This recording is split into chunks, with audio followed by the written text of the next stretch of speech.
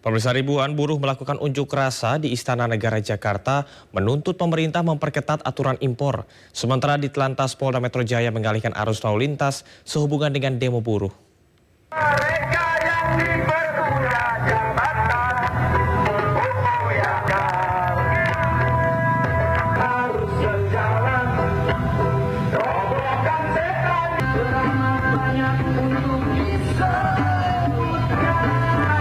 Aksi demonstrasi digelar Konfederasi Serikat Pekerja Nusantara atau KSPN di depan Istana Negara Jakarta Pusat Minggu pagi.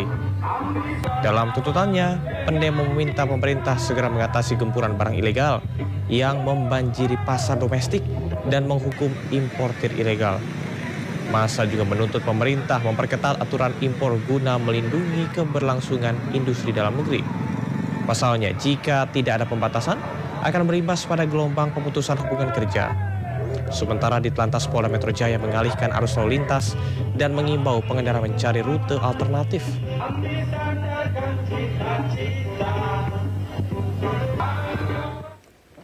Apakah demo buruh masih berlangsung pada siang hari ini? Untuk mengetahui suasana terkini demo buruh di kawasan Monas, Jakarta, kita akan sapa rekan Galuh Pandu bersama juru kamera Seto Pramono. Galuh, apakah demo masih berlangsung siang hari ini dan apa saja tuntutan mereka?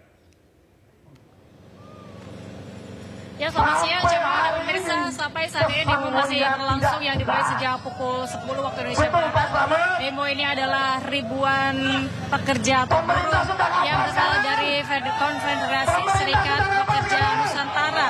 Dan diklaim mereka terdiri dari sekitar 10.000 buruh yang tergabung dari berbagai daerah di Indonesia yang hari ini tiba di Jakarta mulai sejak subuh tadi. Kami melihat mereka sudah berkumpul di kawasan Gambir untuk kemudian melanjutkan long march menuju ke area Patung Kuda, Monas Jalan Medan Merdeka Selatan, Jakarta.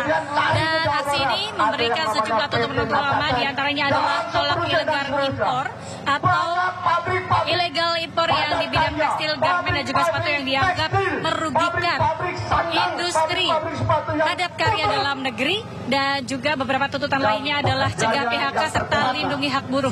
Saat ini aksi sedang berlangsung dengan orasi yang disampaikan oleh Presiden KSPN yaitu Ristandi dengan sejumlah rincian tuntutan, diantaranya adalah berantas praktik impor ilegal dan hukum pelaku-pelakunya, juga termasuk revisi Permendak nomor 8 tahun 2024 sebagai wujud janji Presiden Prabowo karena dianggap merugikan industri padat karya dalam negeri, melindungi korban PHK dan pastikan hak pesangon sesuai dengan aturan, buat kebijakan melindungi industri dan pekerja serta perkuat penegakan hukum terhadap pelanggaran ketenagakerjaan dan impor.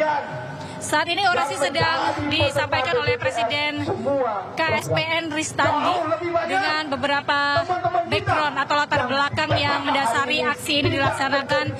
Di antaranya adalah terjadinya krisis industri padat karya di Indonesia. Di bidang sektor industri mengalami krisis, yaitu 60 perusahaan tutup atau mengalami efisiensi, ratusan ribu pekerja terkena PHK besar-besaran juga terus berlanjut akibat beberapa hal. Beberapa di antaranya adalah melemahnya pesanan atau sedikitnya melemahnya daya beli masyarakat, persaingannya tidak sehat dari produk impor yang murah, serta banyak korban PHK yang belum menerima hak pesangon. Kehidupan keluarga buruh juga kini makin terpuruk. Dapat kami informasikan pula ada sejumlah data yang dapat kami sampaikan berdasarkan beberapa PHK massal yang terjadi di Indonesia, yaitu bahwa sejumlah instansi memberikan laporan dari KSPN ini melaporkan ada sekitar 61.000 PHK yang terjadi melanda 61.000 pekerja. Sementara laporan dari Apindo ada 73.900, artinya ada sekitar 74.000 warga yang terdampak PHK. Serta laporan dari Kemnaker ini cukup berbeda dengan laporan-laporan yang disampaikan oleh Apindo maupun KSPN, yaitu sebanyak 26.000.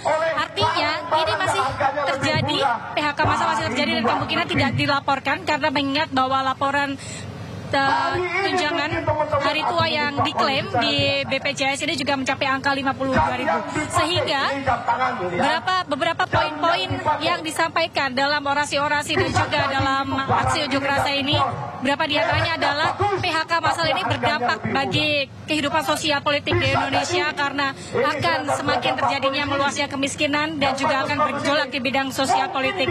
Sehingga ini diperlukan perhatian khusus dari pemerintah agar bagaimana nantinya para pekerja yang terdampak PHK dapat mendapatkan lapangan pekerjaan sehingga tidak terjadi kasus-kasus kriminalitas dan kemiskinan yang tinggi sebagai akibat dari banyaknya dampak PHK yang terjadi di sini.